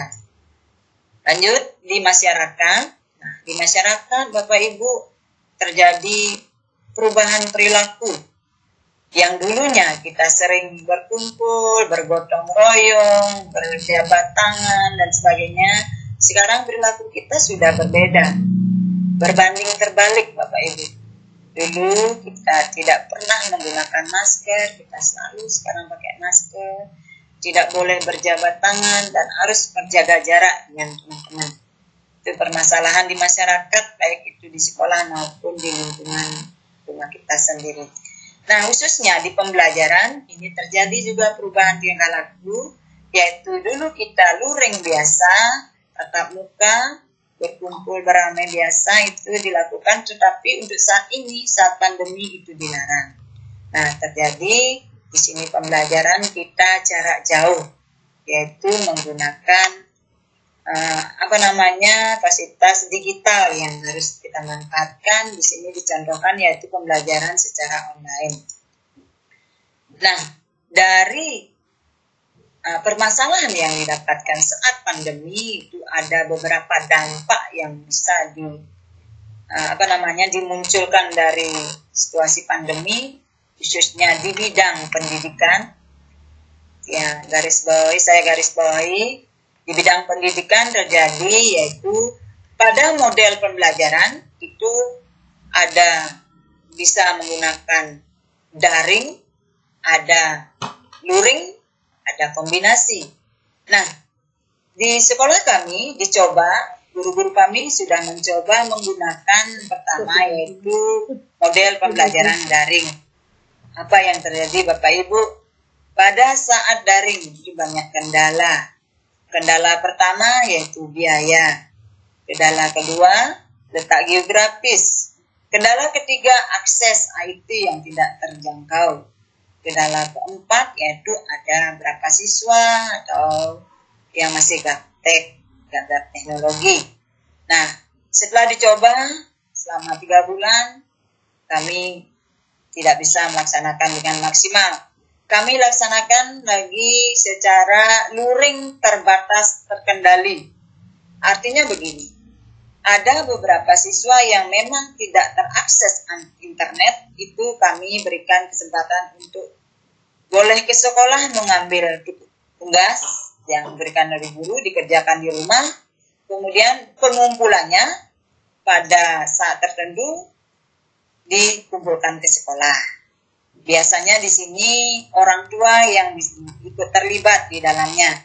Orang tua yang mengambil soal itu ke sekolah, kemudian orang tua yang menyetor kembali ke sekolah. Tapi juga ada kendala Bapak Ibu. Kendalanya dari luring, kadang-kadang siswa enggan mengerjakan tugas. Siswa enggan menyetor tugas karena sudah keenaan di dalam istirahat di rumah. Nah, terus kami lagi berinovasi. Dari sekian, kami mengadakan kombinasi antara luring dan daring. Kami adakan kombinasi di sini, makanya sesuai dengan best practice yang kami tampilkan, itu namanya pembelajaran co-daring, itu adalah pembelajaran kombinasi daring dan luring.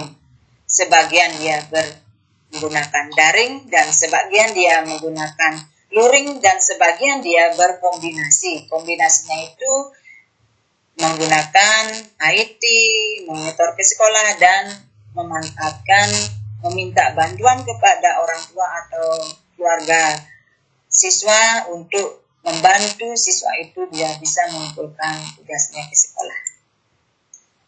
Nah, baiklah kita langsung ke pemecahan masalah.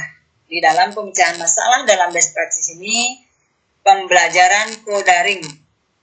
Dalam pembelajaran co-daring itu setelah kami terapkan selama hampir setahun, itu kami rasakan sekali manfaatnya, yaitu pertama, manfaatnya atau dilihat dari keunggulan daripada pembelajaran daring, yaitu pertama, bisa melayani semua siswa sesuai kondisi, baik dia terjangkau internet maupun tidak, pembelajaran daring bisa digunakan.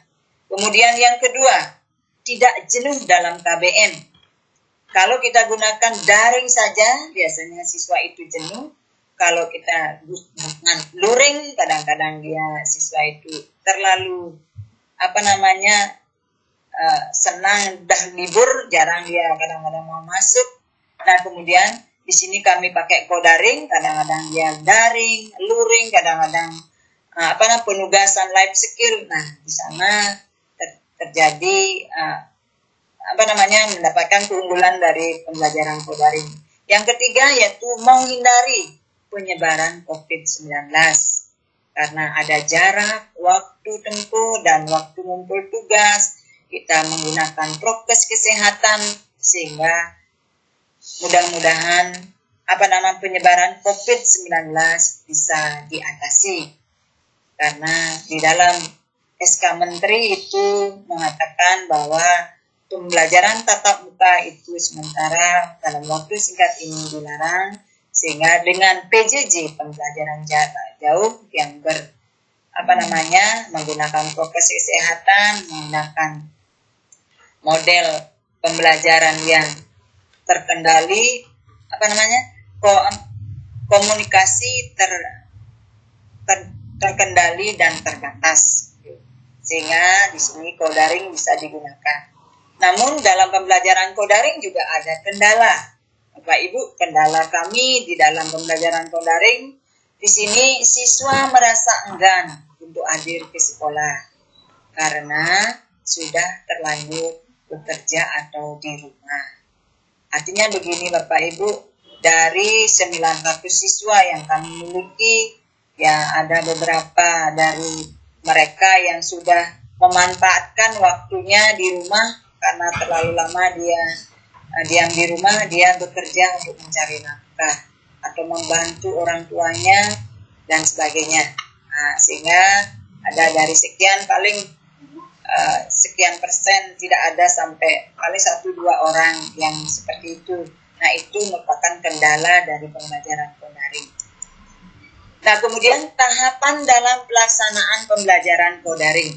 Nah, di sini kami menggunakan langkah-langkah dalam pembelajaran daring. Yang pertama, langkahnya koordinasi dengan stakeholder pendidikan, baik itu dari LVMP, dari Dinas Pendidikan, dari Korwil, kemudian orang tua, komite orang tua siswa.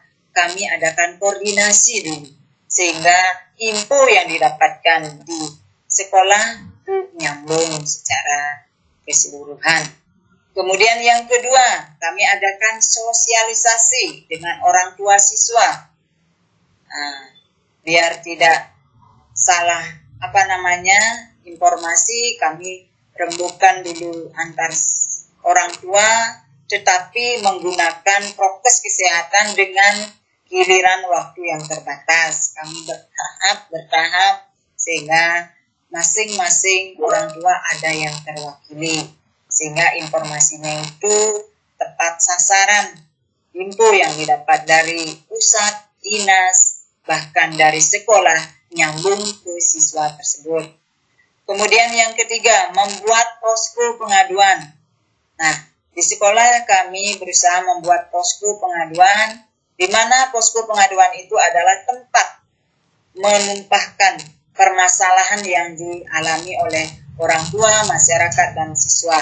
Sehingga apapun masalah yang ada, itu bisa ditampung di posko pengaduan.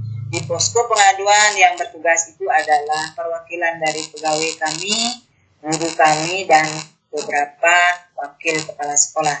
Sehingga sekecil apapun masalahnya bisa teratasi. Yang keempat, menyiapkan sapras terkait dengan prokes COVID-19. Kami menyiapkan beberapa sapras, itu sudah kami siapkan terlebih dulu dan mengadakan penyemprotan juga keliling sekolah sehingga diharapkan penyebaran COVID-19 tidak terjadi. Yang kelima, mencoba mengadakan simulasi pembelajaran tatap muka, terkoordinasi, terbatas, dan terkendali.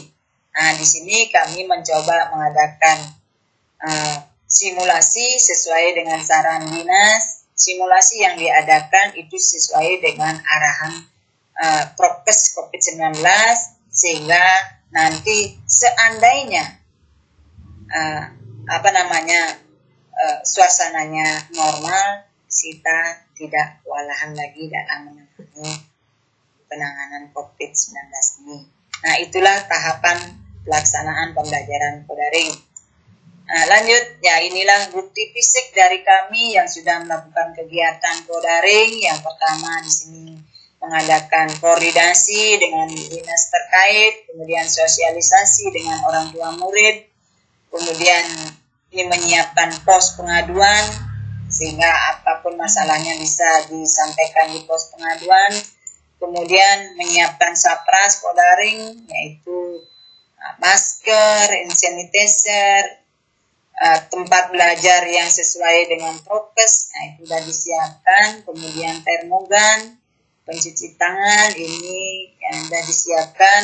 Ini dilihat di fotonya yaitu pembelajaran luring yang kendalanya siswa memang sama sekali dia tidak bisa terakses internet, yang pertama. Yang kedua, siswa memang benar-benar dari kalangan keluarga tidak mampu, tidak bisa beli HP dan sebagainya. Kemudian yang ketiga, memang siswa ini perlu pembinaan lebih karena siswa itu anak yatim piatu, sehingga anak-anak tersebut kami berikan pembelajaran luring dengan prokes kesehatan terbatas dan terkendali.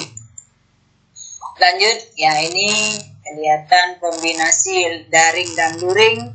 Ini pertama itu ada orang tua yang akan mengambil tugas daripada guru, tugas yang diberikan oleh guru untuk disampaikan ke anaknya. Di sini orang tua yang ke sekolah membantu mengambil sehingga anaknya tetap diam di rumah.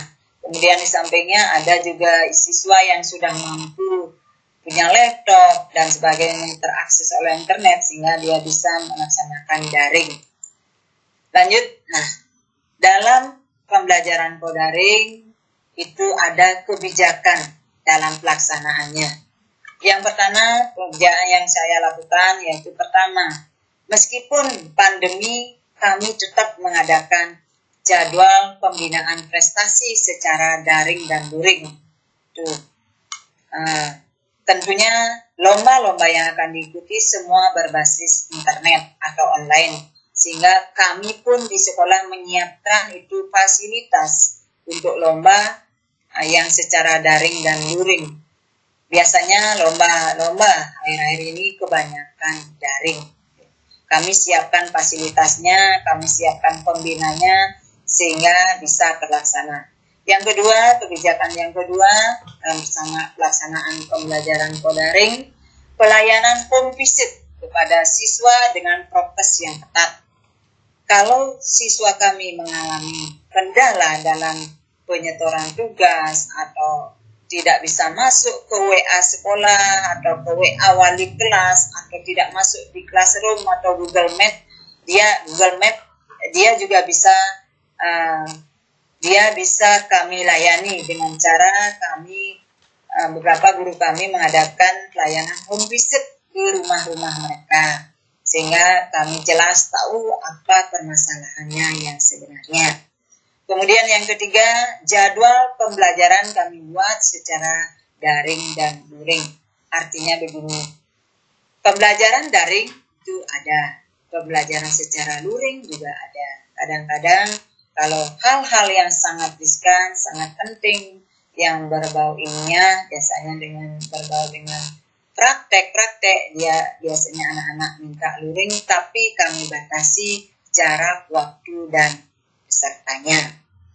Yang keempat, jadwal pengumpulan tugas bagi siswa. Itu kami buat jadwalnya sesuai dengan prokes satu hari misalnya kelas 7A yang ngumpul, di hari berikutnya 7B dan seterusnya. Itu ada jadwal-jadwal yang sangat ketat yang sudah sesuai dengan prokes kesehatan. Yang kelima, jadwal PTS, PAS, UAS secara kombinasi daring dan luring dan dibuat. Lanjut, hasil yang dicapai. Nah, ulang. Ibu, waktunya 1 menit lagi ya. 1 menit lagi ya Ibu. Hasil yang dicapai Bapak Ibu, ya, terima kasih atas dan mengingatkan. Hasil yang dicapai yaitu secara melaksanakan pembelajaran daring, karakter siswa terpantau, KBM bisa berjalan dengan lancar sesuai walaupun masa pandemi, orang tua ikut mendampingi anaknya belajar, prestasi siswa masih bisa diraih walaupun belum maksimal. Kemudian inilah gambaran atau foto yang kami tampilkan selama pandemi, dia juga bisa berprestasi. Nah, kemudian selanjutnya penutup.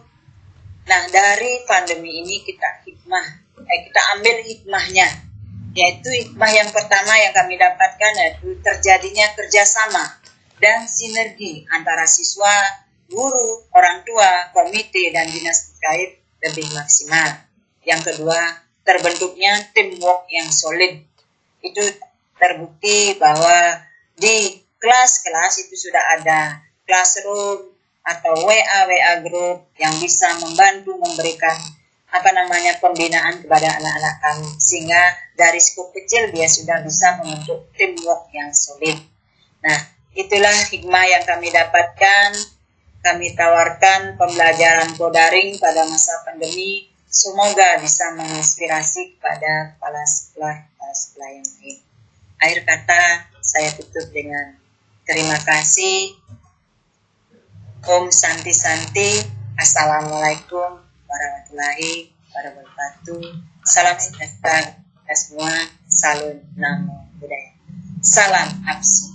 Terima kasih. Ya, terima kasih Ibu Dr. Niwayan, luar biasa. Tadi ada istilah daring ya, yang nanti menjadi sesuatu yang menggelitik untuk para peserta webinar APSI kekinian ke-25. Yang tentunya dengan istilah daring akan menggali banyak ingin tahunya gitu, tekniknya seperti apa ya. Baik, berikutnya narasumber kita yang terakhir, yang paling ganteng sebali saat ini, hari ini, detik ini.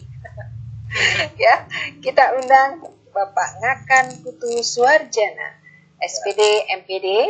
Beliau adalah pengawas SD di Kabupaten Karangasem, Bali. Tanggal lahir beliau di Karangasem tanggal 4 April dan prestasi yang pernah diraihnya adalah pengawas berprestasi Provinsi Bali pada tahun 2018 dan tokoh pendidikan Bali 2018. Luar biasa. Ya, Pak Ngakan, nggak pakai lama-lama deh ya, langsung saja Pak Ngakan paparkan kami ilmu-ilmunya sehingga ini akan membawa manfaat buat kita semua. Silakan Pak Ngakan. Ya, terima kasih Teh Dina, Cak Nur. Yang saya hormati Pak Ketua, Pak Agus Sukoco yang luar biasa selalu menginisiasi kegiatan-kegiatan yang luar biasa seperti ini ya. Tadi sudah dipaparkan oleh guru dan kepala sekolah kami dari Karangasem. Lalu pengawasnya mana kan gitu ya. Jadi guru-gurunya sudah keren, kepala sekolahnya juga penuh inovasi. Nah, jadi saya juga coba menyampaikan apa yang sebenarnya kami lakukan sebagai pengawas, di mana peran kami sebagai pengawas, walaupun dalam waktu yang singkat ya, dalam waktu sesingkat-singkatnya, mudah-mudahan bisa menginspirasi kita, membuka ruang diskusi buat kita bersama.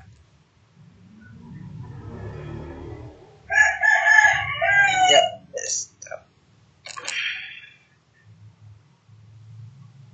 bisa tampak paparan saya, Bu Dina? Bisa Pak. Ya. Bisa. Siang, Bapak Ibu pengawas, Bapak Ibu kepala sekolah dan guru di Santero Indonesia yang hadir pada webinar ini. Jadi saya bangga sebagai pengawas sekolah dan hari ini hadir berbagi dengan topik ya, guru top dengan strategi gado-gado. Jadi saya akan Putu Suharjana, pengawas SD Kabupaten Karangasem, Provinsi Bali. Jadi kalau tadi kan Bu Parwati menyebutnya strateginya daring. Kalau saya menyebutnya gado-gado. Jadi karena ini makanan yang favorit di kita sebenarnya di Indonesia ya. Makanan yang campur-campur. Nah, kenapa ide ini muncul? Karena ini kondisinya pembelajaran di masa pandemi COVID-19 seharusnya memberikan pengalaman belajar yang bermakna kepada siswa, tidak membebani dengan penuntasan capaian kurikulum, fokus pada pemahaman wabah COVID-19 dengan aktivitas dan pembelajaran yang bervariasi, yang mana produk hasil belajarnya juga selalu diberikan umpan balik yang bermakna oleh guru. Namun fakta yang terjadi seperti ini yang terjadi di awal pandemi ini, karena mungkin kita terkejut ya dengan keadaan, syukur APSI hadir di bulan April mulai mengadakan pelatihan, dan saya mengikuti BINTEK bersama kawan-kawan yang dimotori oleh Pak Agus Sukoco. Jadi kami diberikan pemaparan pengetahuan tentang IT ya, tentang kompetensi, tentang teknologi yang bisa kita manfaatkan dalam pembelajaran. Nah, sehingga kami berlatih, kemudian kami melatih guru-guru kepala sekolah yang ada di wilayah binaan kami masing-masing. Namun yang terjadi, guru tetap membelajarkan hanya menggunakan buku siswa. Tugas-tugas yang diberikan kepada siswa cenderung tentang pembelajaran. Jadi siswa mengumpulkan tugas, dinilai oleh guru. Dan orang tua juga mengalami permasalahan seperti itu. Jadi itu yang banyak terjadi. Jadi kita mencoba melakukan pembelajaran ini secara daring. Tanpa memahami bahwa seperti kami di Kabupaten Karangasem, kondisi geografis kami di daerah pegunungan. Jadi banyak daerah yang kesulitan sinyal sebenarnya. Kami kadang harus mencari tempat tertentu supaya mendapat koneksi yang bagus. Jadi kondisi itu sebenarnya memberikan hambatan bagi kami untuk menyelenggarakan pembelajaran secara daring, secara penuh. Maka salah satu ide tadi muncul dari Bu Wayan Parwati adalah adanya daring. Jadi kombinasi antara daring, luring. Kemudian di TK juga Bu Dewa Ayu Ano menyampaikan seperti itu. Jadi ada kombinasi. Nah, ini dia kendala secara umum karena kepemilikan HP, kuota, jaringan, kemudian kemampuan siswa, kemampuan guru juga dalam mengelola pembelajaran. Jadi karena sulitnya sinyal, jadi cukup banyak yang kami berhasil identifikasi. Lalu dari masalah-masalah itu, saya coba melakukan supervisi dengan strategi gado-gado. Jadi saya menyebutnya gado-gado karena campuran. Jadi pendekatannya ada yang daring, ada yang luring, media yang kami gunakan pun bermacam-macam. Jadi itu sebabnya saya sebut strateginya gado-gado. Strategi yang saya gunakan untuk ke sekolah dengan guru maupun kepala sekolah beragam. Jadi ada menggunakan Zoom, Google Meet, menggunakan Google Form, Microsoft Form. Namun hadir juga saya ke sekolah, bertemu langsung, berkunjung ke rumah siswa bersama guru. Jadi mengamati apa yang mereka lakukan dengan model guru kunjung. Kemudian ada juga sekolah yang membuka klinik pembelajaran, jadi khusus untuk anak-anak yang mengalami masalah pembelajaran. Nah, jadi itu dilakukan sistem guru kunjung. Nah, saya juga melakukan pembinaan secara luring. Jadi jelas dengan tetap memenuhi protokol kesehatan. Jadi seperti itu. Nah, penerapannya secara rinci. Jadi pemantauan, saya melakukan pemantauan dengan menggunakan Google Form sejak awal. Jadi kita gunakan Google Form untuk memantau sekolah, memantau pelaksanaan pengelolaan oleh kepala sekolah, pengelolaan pembelajaran oleh guru, bagaimana tugas-tugas diberikan. Tetapi saya juga membina kepala sekolah sampai memantau secara langsung. Karena kami di Kabupaten Karangasem, pelaksanaan pembelajaran itu dikelola oleh guru dari sekolah. Jadi guru tidak WFH ya, kalau siswa tetap belajar di rumah, tetapi guru mengelola pembelajaran dari sekolah. Sehingga kadang kami pun berkunjung ke sekolah melakukan pemantauan secara luring. Walaupun demikian, ketika beberapa sekolah, beberapa guru binaan melalui KKG, maka kami melakukan pembinaan melalui video conference. Nah, kalau hanya dalam 1 atau 2 sekolah, kita tetap melakukan pembinaan luring. Nah, jadi seperti itu, kita lakukan pendampingan dalam penyusunan rencana pembelajaran, melakukan penilaian, refleksi. Jadi, dengan berbagai pendekatan seperti itu yang beragam, kami coba lakukan refleksi seperti apa sebenarnya yang sudah kita lakukan.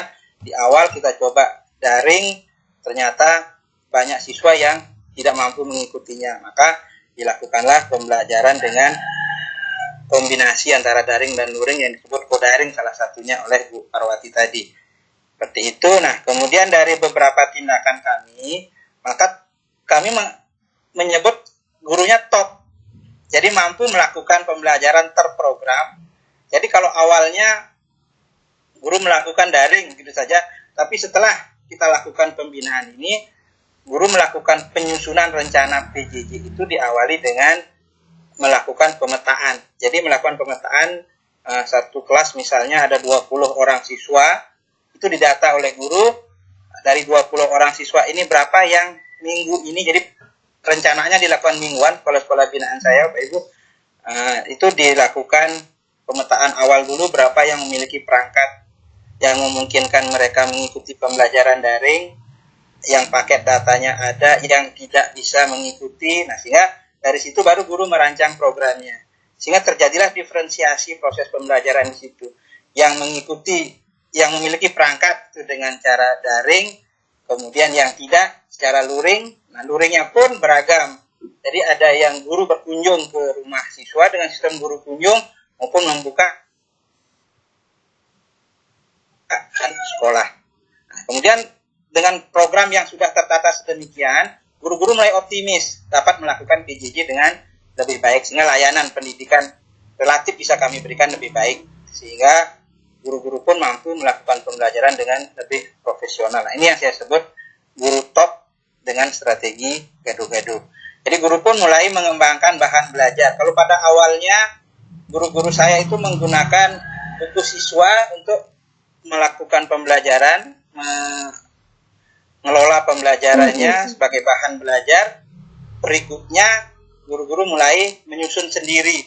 Jadi untuk 1 minggu kegiatan pembelajaran itu disiapkan bahan belajar seminggu oleh guru yang bersumber dari buku teks siswa, buku tema, kemudian diselipkan juga berbagai bahan muncul dari kementerian, kemudian berbagai situs dicari untuk digunakan pemanfaatannya dalam pembelajaran. Beberapa difasilitasi dengan WA group bagi yang memiliki perangkat. Jadi seperti itu. Nah, kemudian di berikutnya dengan apa yang kami lakukan, saya coba ajukan. Jadi kami menjalin kemitraan, Bapak Ibu, sangat luar biasa. Jadi sekolah binaan saya di Karangasem itu menjadi mitra edukasi mandiri. Mungkin Bapak Ibu yang hadir di sini ada yang ikut. Itu sebuah program dari edukasi mandiri yang di Bogor. Itu melakukan sebuah program mengembangkan PJJ bermakna untuk 20 sekolah, ya, sekolah dasar khususnya itu di 15 pulau. Nah, jadi untuk Bali kebetulan sekolah binaan saya SD Negeri 1 Rendang itu dikembangkan menjadi mitra bagi edukasi mandiri. Di situ kemudian kami melakukan pembelajaran bagaimana menguatkan pendidikan karakter, sehingga kendala-kendala yang dihadapi dalam pembelajaran pengembangan karakter khususnya yang mana belakangan dengan banyaknya pembelajaran daring dikelola oleh guru, maka ada ekses anak-anak karakternya menjadi sedikit bermasalah seperti itu, ya. Jadi karena kadang-kadang ada anak yang katanya belajar membuat tugas secara daring, pegang HP ternyata main game. Nah, jadi itu yang berusaha kami kelola, sehingga anak-anak mulai menjadi bisa lebih tertata, karakternya bisa menjadi lebih baik. Itu dengan pembelajaran yang berbasis proyek. Jadi PJJ bermakna ini pembelajaran yang berbasis proyek. Jadi anak-anak dibuatkan proyek-proyek tertentu sesuai dengan kondisinya oleh guru. Jadi berdasarkan pendampingan dari edukasi mandiri, guru-guru kami dilatih untuk merancang pembelajaran berbasis proyek yang sesuai dengan kebutuhan siswa. Jadi ini beberapa kegiatannya Bapak Ibu. Jadi perpaduan daring dan luring juga. Jadi di sini ada pembelajaran daringnya dengan Zoom meeting. Kemudian anak juga proyeknya ini berkunjung ke kebun daerah pertanian. Nah, tetap mematuhi protokol kesehatan. Jadi memakai masker, cuci tangan, jaga jarak, tetap diikuti. Anak-anak diajak ke sana terlibat untuk menyelesaikan proyek-proyek yang mereka rancang. Nah, ini anak-anak dilatih untuk melakukan wawancara. Jadi anak kelas 5 ini proyeknya menggali berbagai sumber informasi dari berbagai sumber data. Jadi kebetulan 2 anak ini hadir ke kantor saya melakukan wawancara untuk mengetahui bagaimana pembelajaran jarak jauh yang dilaksanakan oleh guru. Nah, ini gambar yang ini contoh lain, jadi pengelolaan sampah di sini karena kami ada instalasi pengelolaan sampah organik. Nah, jadi itu anak-anak diajak ke sana bagaimana proses itu terjadi, bagaimana proses itu dilakukan, kemudian bagaimana proses itu memberikan dampak kepada masyarakat. Sehingga pembelajaran di masa pandemi ini justru memberikan ruang lebih pada anak-anak untuk melakukan berbagai kreativitas dan inovasi. Nah, terus di mana transformasi digitalnya? Nah, jadi transformasi digitalnya itu terjadi mulai dari pola pikir. Jadi bagaimana guru-guru melalui berbagai kegiatan yang saya lakukan, pola pikirnya mulai kita ubah. Jadi kalau digital itu kan random ya. Jadi pola pikirnya mulai kita buka, tidak harus mengikuti apa yang sudah terjadi kemarin. Jadi seperti itu. Jadi kita coba mengembangkan pola pikir yang penuh dengan kreativitas dan inovasi. Nah, salah satunya edukasi mandiri mengenalkan LMS Learning Management System klase.com. Jadi kami diberikan akun oleh klase.com, walaupun ini belum secara optimal mampu guru-guru kami lakukan karena ini kegiatannya baru mulai bulan Maret ini, pertengahan Februari kami mulai, jadi Maret baru mulai lebih efektif, jadi baru dikenalkan. Ini contoh video pembelajaran dari guru. Nah, kemudian guru mulai merancang menggunakan media digital untuk mengarsipkan hasil karya anak-anak. Jadi dokumentasi karya anak-anak itu sekarang sedang dikumpulkan di sekolah-sekolah. Jadi setiap sekolah sekarang membuat dokumentasi karya-karya siswa selama masa pandemi ini. Itu proses digitalisasi terjadi sehingga akan menjadi portofolio sekolah di berikutnya nanti. Nah, itu yang sedang dilakukan oleh sekolah. Kemudian administrasi guru itu semuanya didigitalisasi dengan berbagai perangkat. Salah satunya sedang saya kenalkan Wakelet ya, untuk mengelola pembelajaran yang sudah digagas juga oleh Pak Agus Sukoco untuk dikenalkan kepada kami. Mudah-mudahan berikutnya bisa kita jadikan media untuk membantu guru, memfasilitasi guru dalam mengelola arsip-arsip digital yang mereka lakukan. Kemudian pemanfaatan Google Drive, pemanfaatan akun belajar. Karena guru-guru sekarang rata-rata sudah memiliki akun belajar.id. Nah, itu bagaimana memberdayakannya. Nah, itu sekarang sedang banyak kami lakukan. Sehingga walaupun pembelajarannya dilakukan secara luring, tidak penuh daring, tapi dokumentasi kegiatannya, pengelolaan kegiatannya itu bisa dilakukan secara digital. Jadi itu yang kami lakukan. Ini untuk klase. Jadi ada beberapa video panduan yang bisa kita gunakan untuk mengenali klase. Demikian Bapak Ibu yang bisa saya bagi. Mudah-mudahan memberikan inspirasi untuk kita diskusikan bersama-sama bagaimana mengatasi kondisi-kondisi wilayah kita yang tidak penuh bisa menggunakan jaringan digital. Jadi tidak penuh bisa melakukan PJJ secara daring. Karena seperti wilayah kami, contohnya di Karangasem, relatif di daerah pegunungan, jadi banyak daerah, banyak sekolah yang tidak bisa menggunakan media daring. Maka solusinya adalah untuk mengatasi kendala jaringan internet yang banyak menjadi pertanyaan dari guru-guru kami adalah jangan gunakan internet untuk pembelajaran, tapi gunakanlah apa yang ada. Jadi kearifan lokal, seperti yang disebut oleh Ibu Damayanti tadi, bagaimana kondisi-kondisi lokal itu yang kita gunakan untuk merancang pembelajaran, namun pembelajaran yang tetap bermakna, namun pengelolaannya oleh guru, dokumentasiannya oleh guru tetap memanfaatkan sarana-sarana digital. Jadi demikian, mudah-mudahan bermanfaat. Terima kasih. Saya kembalikan ke Bu Dina, mudah-mudahan membuka ruang diskusi kita bersama. Terima kasih. Sama-sama. Halo Bu Dina. Bu Dina lempar masuk nih. Baik ya, Bapak Ibu. Oke, sambil menunggu Bu Dina, saya izin menyampaikan Bapak Ibu bahwa untuk yang streaming ini tidak memakai link presensi karena sudah terkoneksi ke Microsoft Office 365. Jadi Bapak Ibu yang hadir di sini sudah ada di aplikasi, masuk langsung, jadi tidak lagi memerlukan presensi. Nah, bagi Bapak Ibu yang akan membutuhkan sertifikat dan materi, silahkan, sudah saya kirim di Q&A sertifikat webinar.binpekapsi.id. Tinggal ngeklik itu saja Bapak Ibu.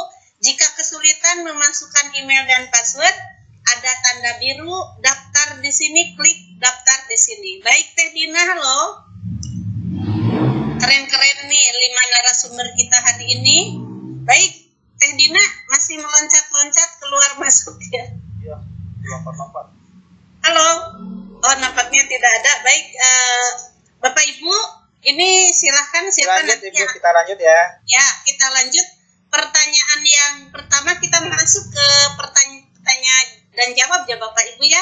Saya ambil dari live event Q&A dari Ibu Dwi Yusmiharsi Kabupaten Bogor. Ini pengawas yang bertanya. Ini untuk Bapak, Ibu, untuk ibu-ibu kepala sekolah nampaknya. Bagaimana hambatan dalam pembelajaran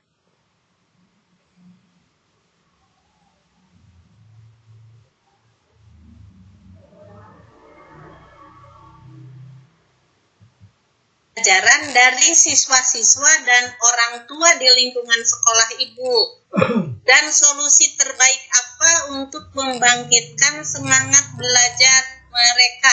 Saya kasih dulu deh ke Mbak Ibu Guru, nih Putu Dama. Mbak Dama ya? Silakan Mbak Dama. Bu Dama. Oh iya, siapa? Sudah bisa ditangkap pertanyaannya Mbak? Oh ya, bisa diulang dari Ibu Yumi. Dari Ibu Dwi Yusmiharsi. Sudah ya, bisa ditangkap ya pertanyaannya?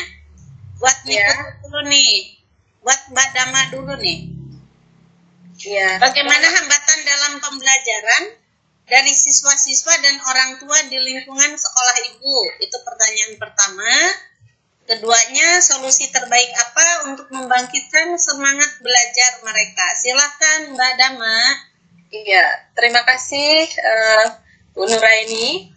Jadi terima kasih kepada Bu Dwi Yusmiharsi. Pertanyaannya adalah bagaimana hambatan pembelajaran dari siswa, lingkungan, dan orang tua. Jadi seperti apa yang sudah saya sampaikan pada paparan di PowerPoint saya, kendala atau hambatan yang saya hadapi adalah yang pertama adalah kepemilikan gadget atau HP, kemudian internet, Bu.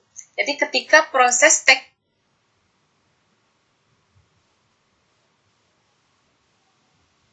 teknologi pada pembelajaran berlangsung, terkadang anak tidak bisa masuk ke dalamnya, diakibatkan karena kepemilikan HP atau HP yang digunakan bersamaan bersama dengan kakak atau adiknya atau bersama orang tuanya.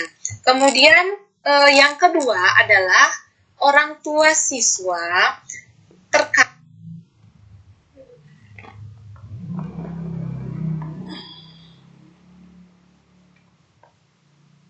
kadang tidak mampu atau tidak memiliki kemampuan yang baik dalam bidang teknologi. Sehingga ketika misalnya waktu ini saya suruh siswa untuk masuk ke dalam Google Classroom dan menggunakan yang baru-baru ini adalah ID Belajar, jadi belajar.id. Jadi masih banyak kendala siswa bahkan dengan orang tuanya untuk saya suruh datang ke sekolah untuk bisa mengaktifkan akun tersebut dan masuk ke dalam Google Classroom. Jadi bisa dia akhirnya masuk dengan tetap pada bantuan guru-gurunya di sekolah. Nah, solusi yang ada, jadi solusi yang terkait dengan bagaimana meningkatkan semangat belajar anak, terkait dengan apa praktik baik saya adalah meningkatkan minat belajar, adalah kita ketahui dulu apa yang diharapkan atau yang diinginkan siswa. Jadi dengan kita tahu gaya belajarnya, kita akan bisa memenuhi kebutuhan siswa dengan produk pembelajaran yang bisa kita berikan. Misal dia yang suka dengan visual, kita bisa memberikan pemaparan materi dalam bentuk blog. Jadi materi itu ada di blog saya. Kemudian kalau dia suka yang audiovisual, kita bisa berikan dengan video pembelajaran.